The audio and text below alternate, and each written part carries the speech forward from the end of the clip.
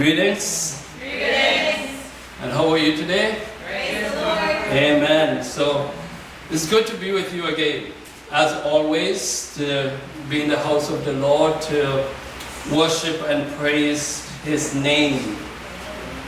We had a very good study this morning on Jesus our Savior and why we needed Him. There are some things that at times bothers us in life. All the movies and why we need Jesus Christ to help us. We're not perfect yet.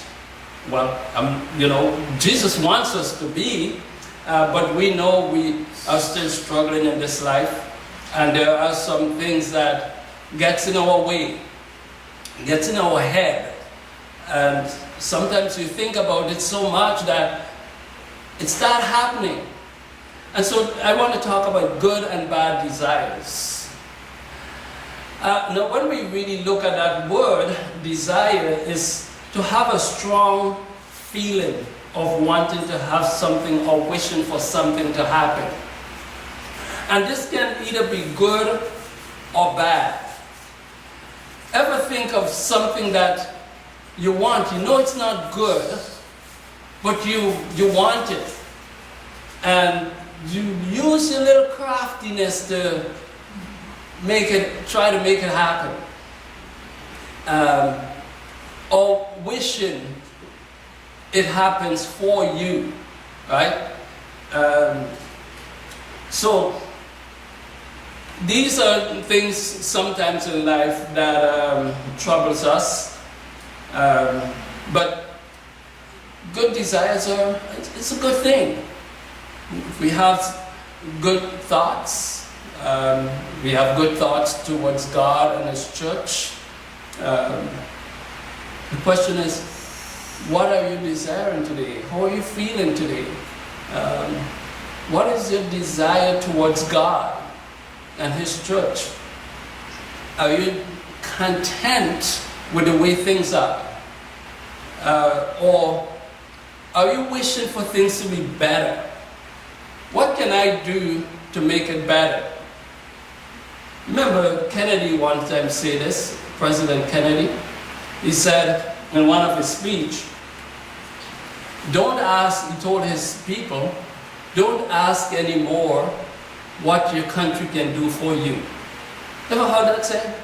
But rather ask, what can I do for my country?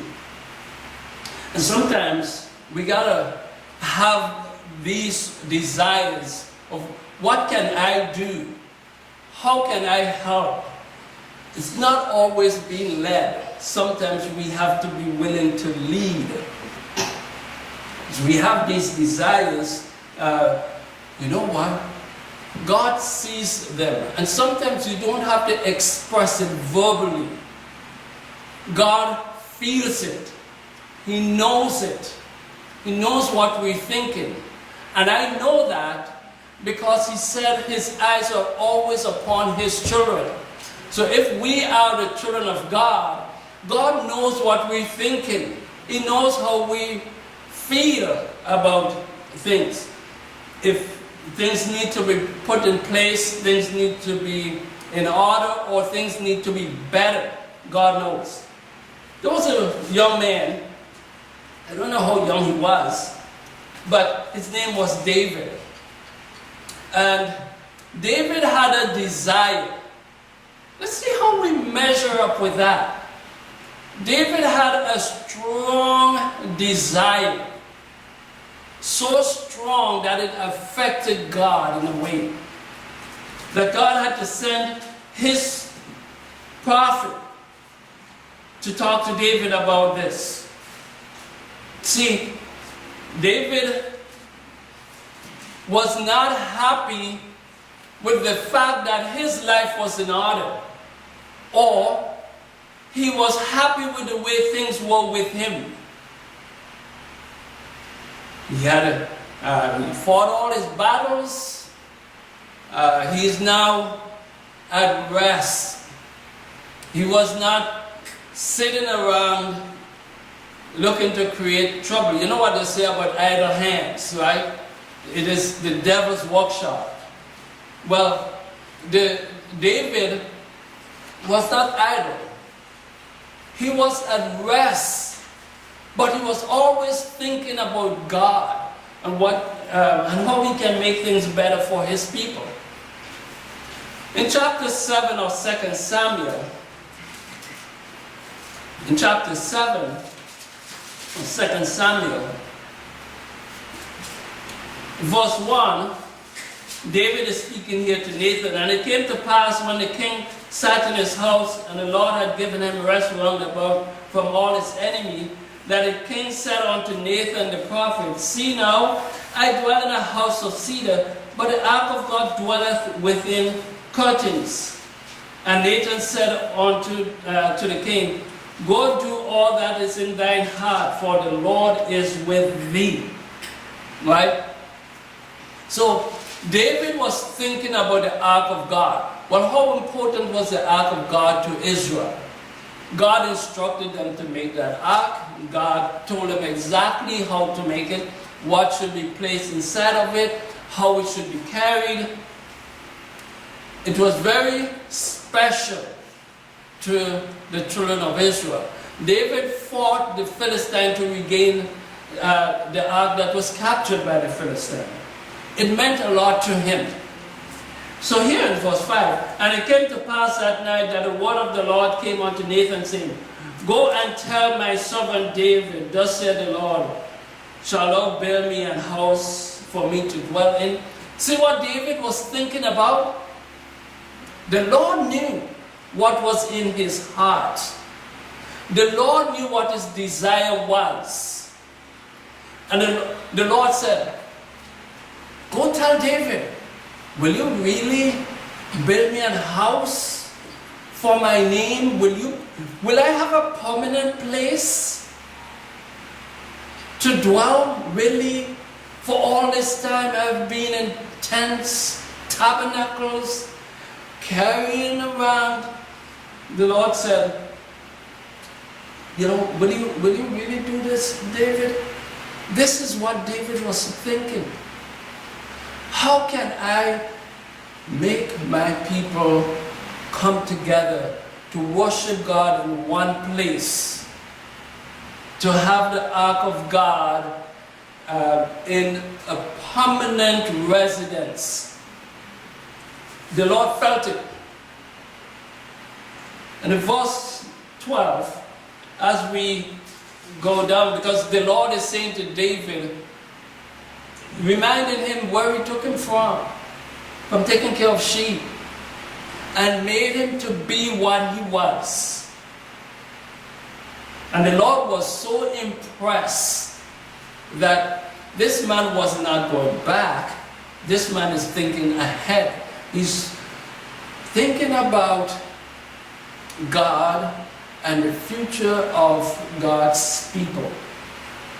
In verse 12, and when the Lord is saying to him that he will not build this house, but hear this, when thy days be fulfilled, and thou shalt sleep with thy father, I will set up thy seed after thee, which shall proceed out of thy bowels, and I will establish his kingdom.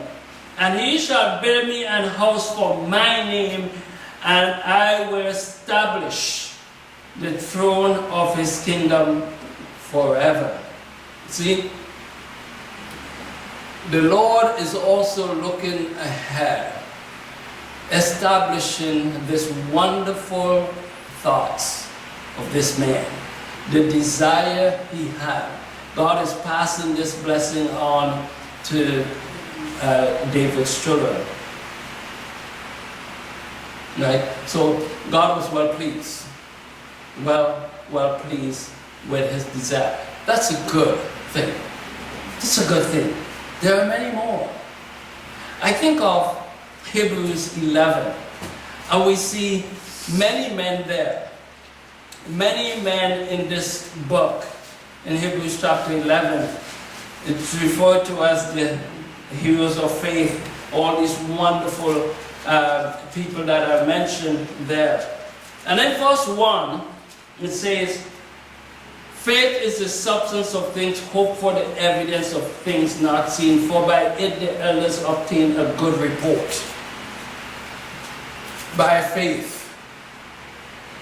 the desire they had towards God, the understanding of who God was. I think of Noah. The Lord said that him only he saw righteous in the earth. That covers everything. God called this man because God saw the desire that was in him, in his heart, to do right, to do justice, to understand the will of God. God understood that. And God used this wonderful man and shared with him the future of things. We just read this with David. Oh, God, because of the desire that David had, God told David about his future and what his son would become and how he will build his house. Through faith, we understand the world was framed by the word of God, so that things which are seen were not made of things that do appear. And I just want to read a couple more verses here. By faith Abel offered unto God a more excellent sacrifice than Cain, by which he obtained a witness that he was righteous, God testifying of his gift, and by it being dead, yet speaketh. Here's another, it covers a multitude of things. We can read of Enoch. We just read of Noah. We read of Abraham. God called Abraham. Where was he? In Ur of the Chaldees, modern day Iraq. That's where he was. Why did the Lord call him? God saw what was in this man's heart. God knew this man had a desire to do things right. God knew that this man loved him.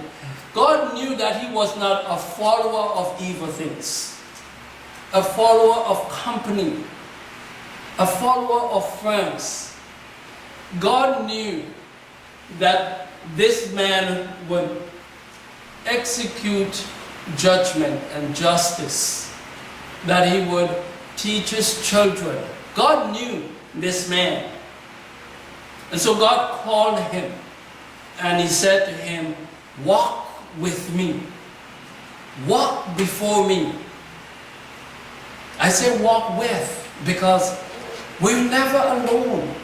Abraham was never alone. God is not calling us to do things on our own, leaving us up to our own devices.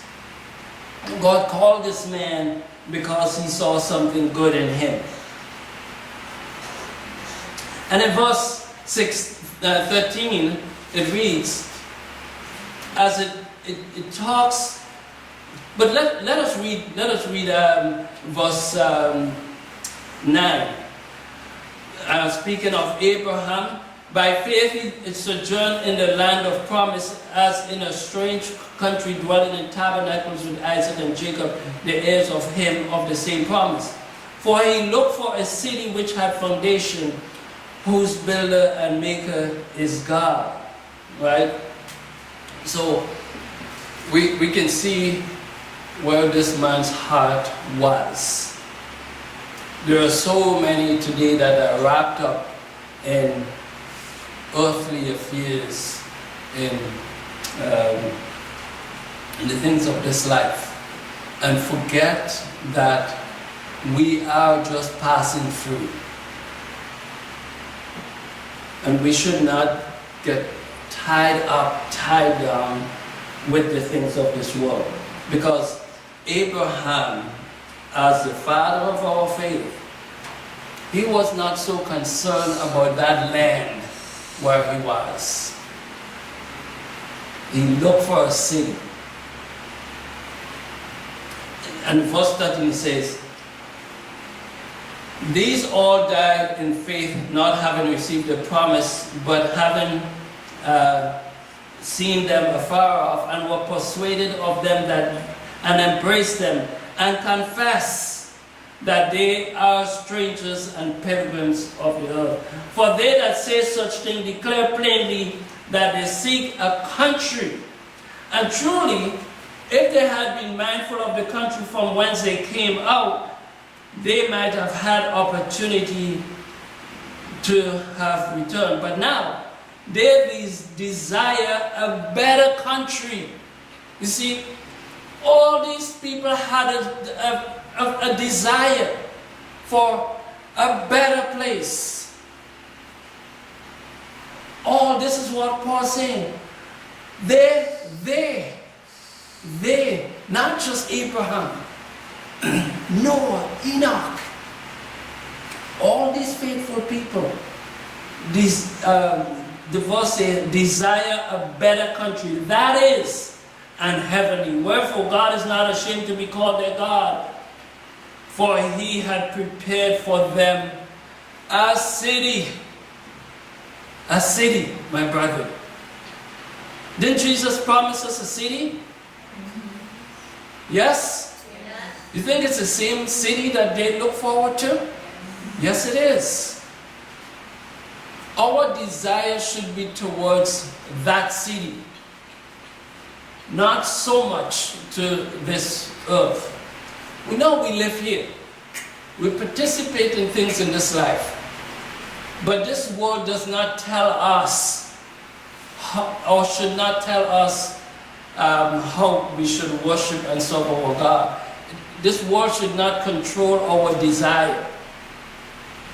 Our desire should be compatible to these men. They were people just like you and me, who lived their time and died just like other men died. But they died in hope. That's the difference with other deaths in this world. These are very good desires that we are looking at here. All these men. We can accompany them. And those that have slept in this recently, they died with this hope as well, looking for a city. The desire was to be in that kingdom, in that city, not so much about this world. There are some other desires that are not very pleasant. And we're not reading all things that one may desire.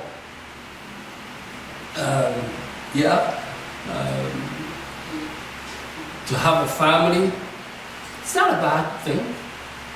It's a good thing. Once things are done God's way, it's good.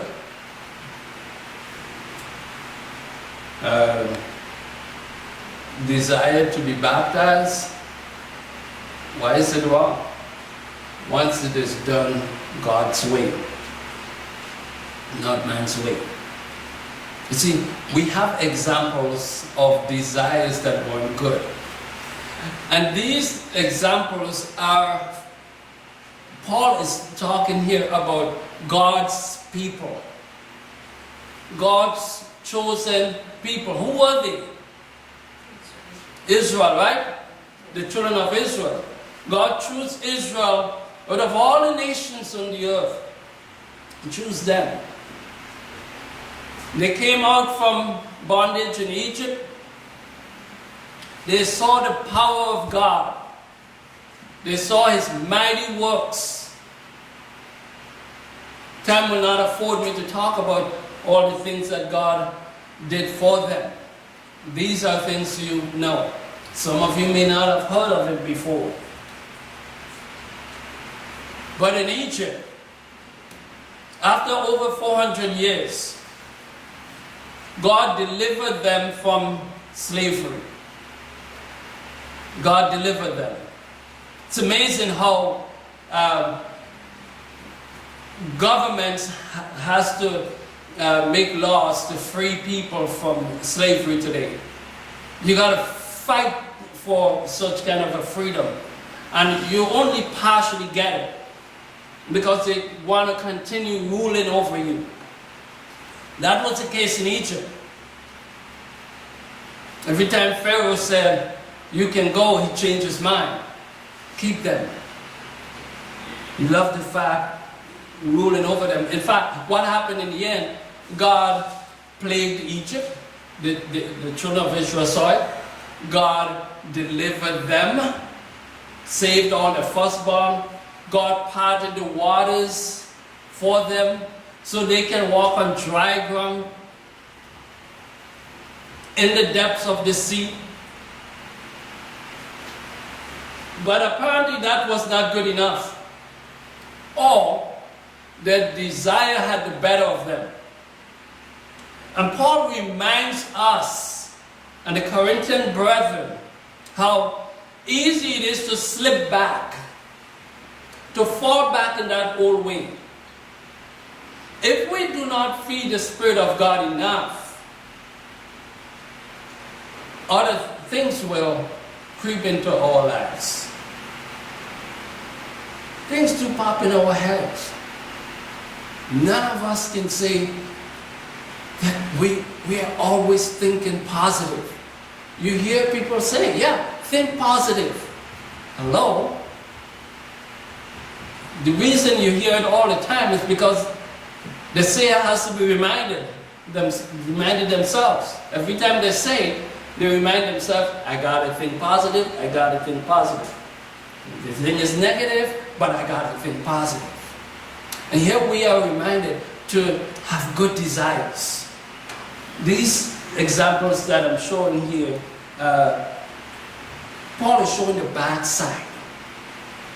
The desires that the children of Israel had after all the wonderful works that God did for them. 1 Corinthians chapter 10. 1 Corinthians chapter 10. In chapter 9, he talked about his own, just to the latter part of chapter 9, he talked about his own struggles and how he had to bring his body under subjection. Right? So he was not under any illusion at all. Paul knew that it was possible for him to slip and to make the same mistakes that he was talking about. He said, "Moreover, brethren, I will not that ye should be ignorant, how that our fathers were all under the cloud, and all passed through the sea, and were all baptized unto Moses in the cloud and in the sea, and did eat of the same spiritual meat, and drink of the same spiritual drink, for they drank of that spiritual rock that followed them, and that rock was Christ. But with many of them God was not well pleased, for they were overthrown in the wilderness." Remember what happened. Many things happened in the wilderness. But one of the first things we see is when Moses left them. Moses left for a short time. He went for 40 days. But it must have felt like 40 years for them. So what did they do in his absence? They created a form of worship that was contrary to God's. They created a noise that God could not ignore it. They had a desire to go back. Why? Because we don't know what happened to this Moses. We cannot continue on this journey because things aren't going the way we think it should go. So God was not pleased with them. They were overthrown in the wilderness. And then Paul goes on to say, "Now these things were our example to the intent we shall not lust after evil things, as they also lusted." The desire of the heart. Lust have a way of giving birth. It changes. When lust is a way of consuming the soul. And when it is done, there is absolutely nothing left in us. It consumes us. And then he continues saying, neither be idolaters as some of them, as it is written, the people sat down to eat and drink and rose up to play. Neither let us commit fornication as some of them committed and fell in one day 320,000 souls. This was a horrible sin. You got to go back to Numbers chapter 14. Because Paul is quoting from this chapter the things that they did, the form of worship that they developed. Neither let us tempt Christ, as some of them also tempted and were destroyed of serpents. You remember that? Right? So Paul is saying, in our dispensation, don't tempt Christ. Look at what happened when they tempted God. Look at what happened when they murmured against Moses. Look at what happened to Moses' sister when she murmured against him. Right? And then in verse 11 he says, now all these things happen unto them for examples and they are written for our admonition, upon whom the ends of the world are come. This is our time, our dispensation, upon whom all things will end. And we may not live to see the return of Christ, or we may. We don't know. All the more reason why we should keep our hearts in a certain way and our desires a certain way or in a certain place. This is a good place. We should be longing to be here on Sabbath.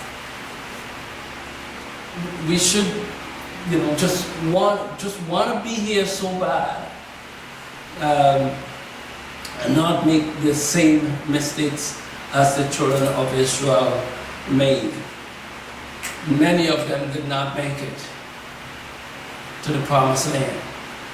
In fact, all that came out of Egypt, save Joshua and Caleb, into the promised land. Why? Because they murmured, they complained, the journey is long, just name it, the water is bitter. Listen, what is our complaint today? Well, I can get into that, but more importantly, what is the desire of our hearts? And I'm sure that your heart is in a good place. You're here to worship God, you're here to promote the gospel of Jesus Christ. That is what it's all about. We need to promote. And that is what David was all about. He needed to uplift. Just remember what that word means, desire. Right? Just to have that strong feeling towards the thing. Wishing or wanting something to happen or trying to make a thing happen. Right?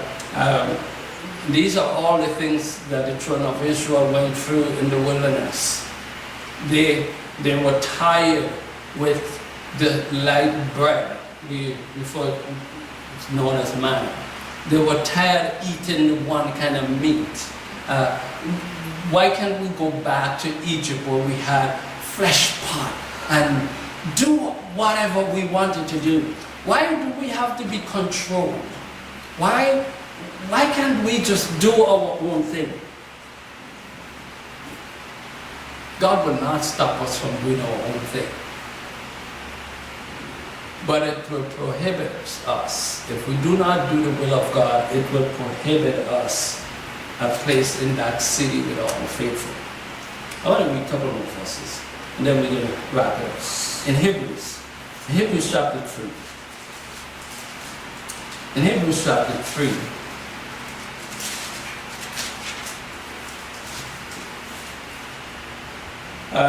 many things are said here.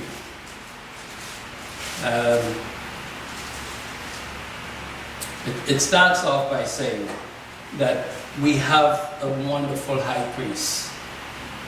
We have, wherefore, holy brethren, partakers of the heavenly call, consider the apostle and high priest of our profession, Jesus Christ. He was faithful in all things, as Moses was in his house.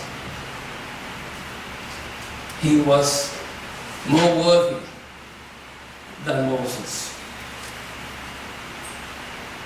He said in verse 6, in verse 5, Moses was faithful in all his house.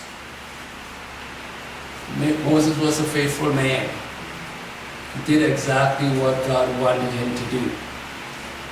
He made his mistakes. Made a terrible mistake.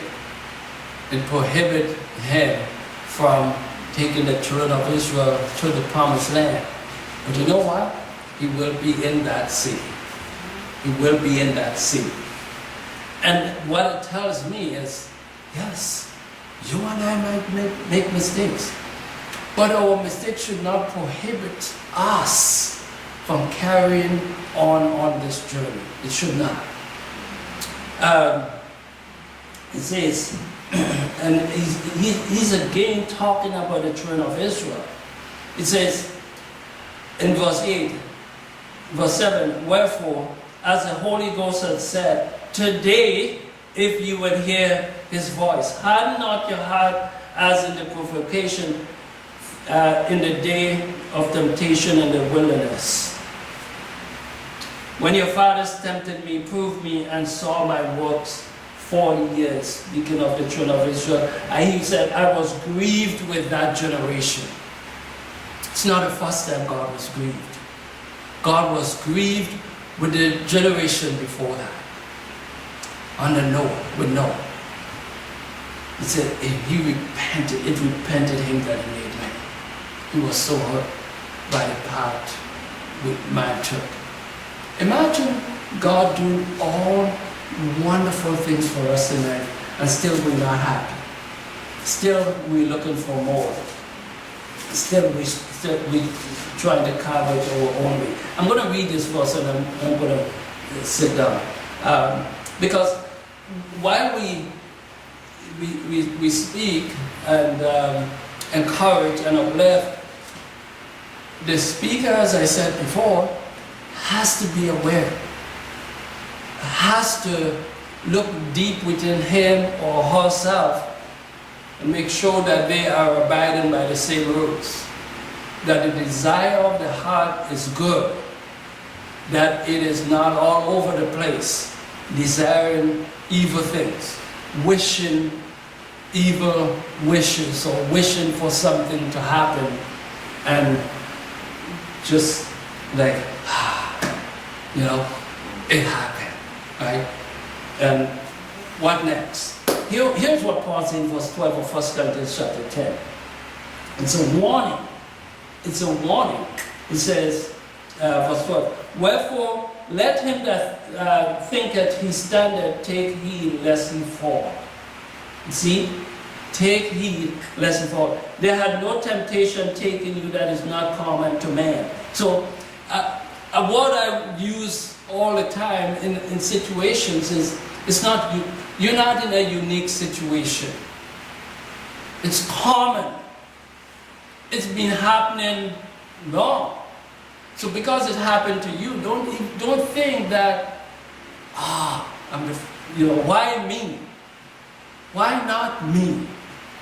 As a child of God, why not? Right?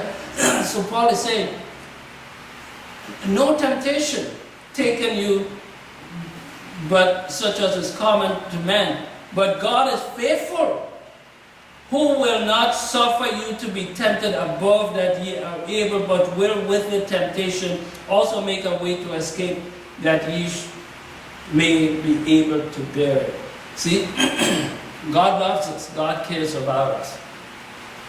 if we have good desires, if God knows where our heart is, our thoughts, God will lead us. God will not remove every temptation from us, but God will limit the scope of the temptation, and at times He will not allow us to go through certain temptation because He knows the flesh. He knows that we are weak, and without His covering, many of us will fail. He is with us, but we must have that desire to do the will of God. We want to serve Him in spirit and in truth, and God will be faithful to each and every one of us. God bless you, my brother. Amen.